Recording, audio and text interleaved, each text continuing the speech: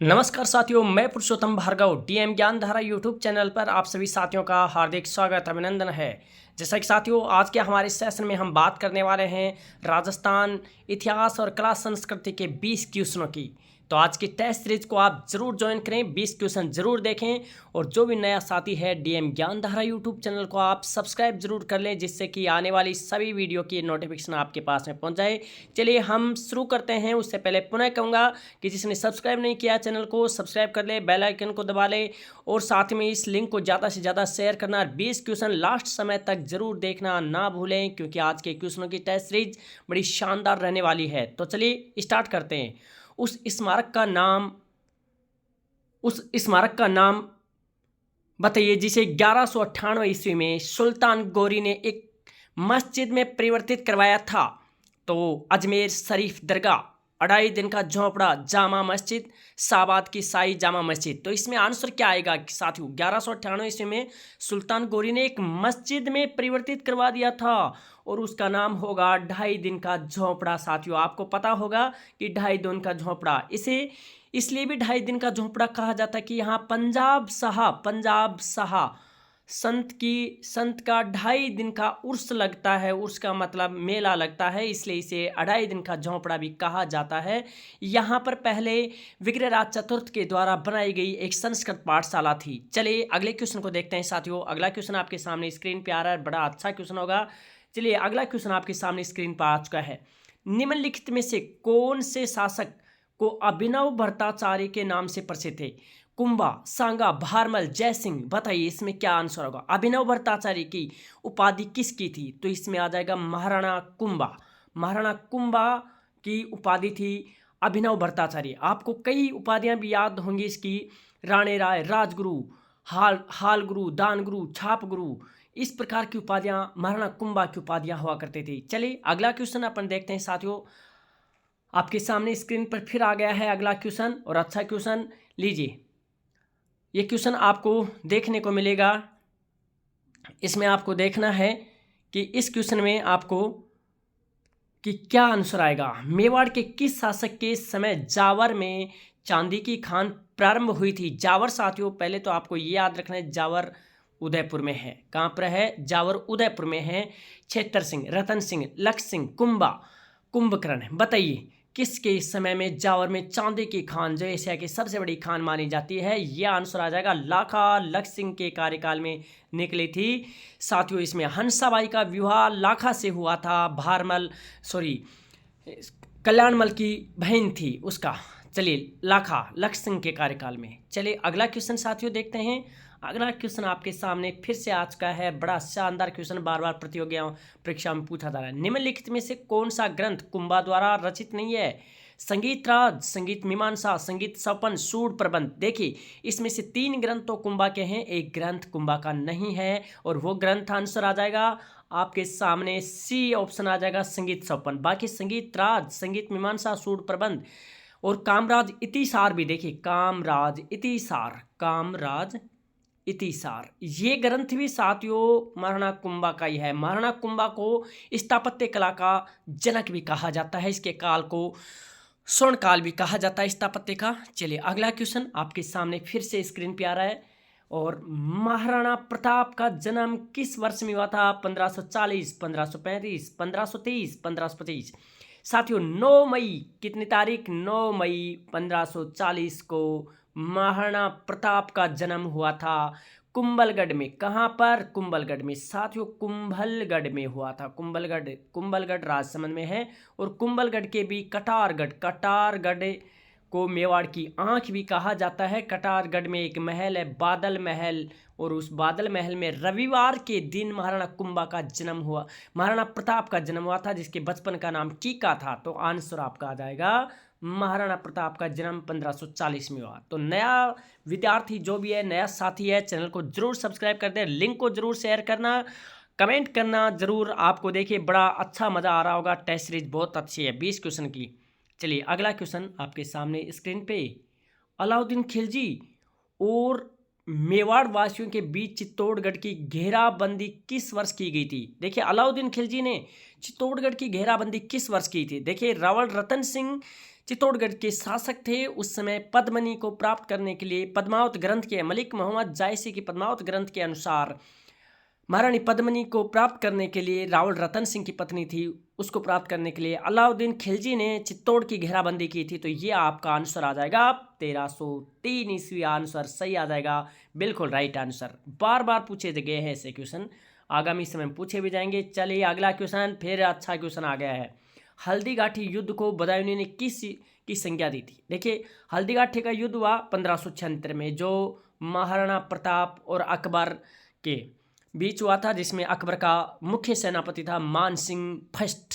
गोगुंदा युद्ध, दिवेर युद्ध, खमनोर युद्ध, थर्मोपल्ली। देखिए थर्मोपल्ली तो किसने कहा, याद होगा ना आपको, कर्नल जेम्स टोड ने थर्मोपल्ली कहा। खमनोर अबुल फजल ने कहा था। दिवेर का युद्ध, जिसे मेवाड़ का मैराथन कहा जाता है, 1582 ईस्वी में हुआ था, जिसको मेवाड़ का मैराथन कहा था आपके कर्नल जेम्स टोड ने। गोगुंदा का युद्ध कहा बदायूं ने। तो आपका आंसर सही हो जाएगा A answer, right answer, Badaun ने कहा। चलिए कंफ्यूजन नहीं होना है, बड़ा अच्छा क्वेश्चन था, लाजवाब क्वेश्चन था। चित्तौड़गढ़ का तीसरा साका कब हुआ? 1568, 1569, 1567, 1570। देखिए चित्तौड़गढ़ में एक 1303 ईस्वी में पहला साक हुआ, फिर वह 1534-35 में, और जो तीसरा साका होता है जो उदय सिंह के कार्यकाल के समय पर होता है, ये 1568 का साका माना जाता है साथियों इसमें। तो आंसर आपका आ जाएगा डी, ए आंसर हो जाएगा इसमें राइट आंसर। चलिए अगला क्वेश्चन आपके सामने आ चुका है। राणा कुंभा को बताइए, राणा कुंभा को निम्न वाद्य यंत्रों में से किसमें दक्षता हासिल थी? सितार, गिटार, वीणा, सारंगी। महाराणा कुंभा कौन से वाद्य यंत्र को बजाया करता था? वीणा वाद्य यंत्र को बजाया करता था। बड़ा अच्छा क्वेश्चन है। देखिए वीणा जो तत्वाद यंत्र है, वीणा कैसा है? तत्वाद्य यंत्र है, जिसे महाराणा कुंभा बजाया करता था। तो बिल्कुल याद रह जाएगा। चलिए अगला क्वेश्चन आपके सामने फिर से आ गया है। निम्नलिखित संगीत ग्रंथों में से कौन से राणा कुंभा कीर्तन है? कौन सा कुंभकृत है? देखिए संगीत राज, संगीत मीमांसा, सूड प्रबंध। तो इसमें आंसर हो जाएगा साथियों ए वाला आंसर हो जाएगा।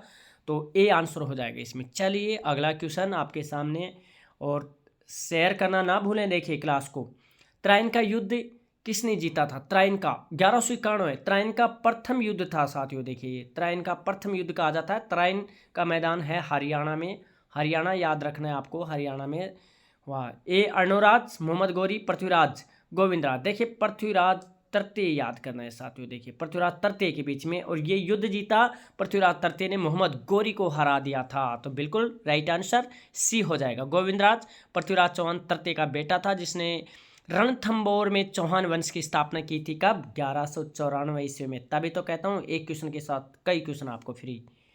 चलिए अगला क्वेश्चन, मेवाड़ के किस महाराणा ने मुगलों से संधि की थी? मेवाड़ के किस महाराणा ने मुगलों से संधि की? सांगा ने, उदय सिंह ने, अमर सिंह ने, करण सिंह ने। बताइए, आप बताइए इसके। महाराणा कुंभा था या सांगा है, उदय सिंह है, अमर सिंह है, करण सिंह है? इसमें आंसर आ जाएगा राइट आंसर अमर सिंह, जिसने 1615 ईस्वी में संधि की थी। अकबर के साथ नहीं की, लेकिन देखिए है ना। तो चलिए अगला क्वेश्चन आपके सामने आ जाएगा। महाराणा प्रताप ने 1585 ईस्वी में किस स्थान को मेवाड़ की राजधानी बनाया? अच्छा क्वेश्चन जी, इसमें ये चाउंड इसकी राजधानी आ जाएगा। देखते आप इसका राइट आंसर करते हैं, तो बार बार ऐसे क्वेश्चन को रिपीट करने से आपको याद होंगे और ये क्वेश्चन कभी गलत नहीं होंगे।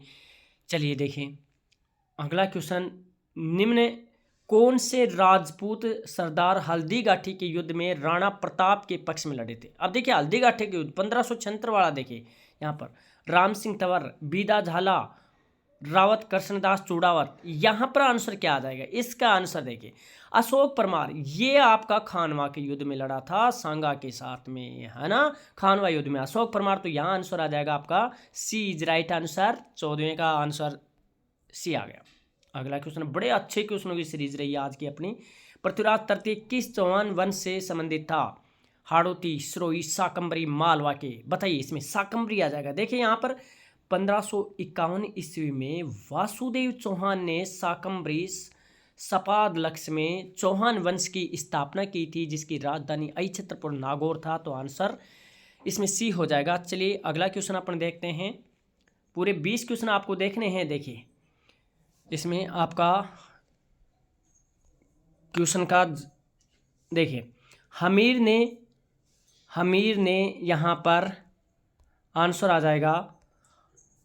हमीर ने सुल्तान अलाउद्दीन खिलजी के किस विद्रोही सेनापति को रणथंबोर दुर्ग में शरण दी थी? अमीर खां, मीर अलाबंदे खां, मीर जुबैर खां, मीर मोहम्मद शाह। देखिए यहाँ पर अलाउद्दीन खिलजी की रानी का नाम था, पत्नी का नाम था मराठा बेगम चिमना। ये तो आपको याद होगा, मराठा बेगम चिमना थी।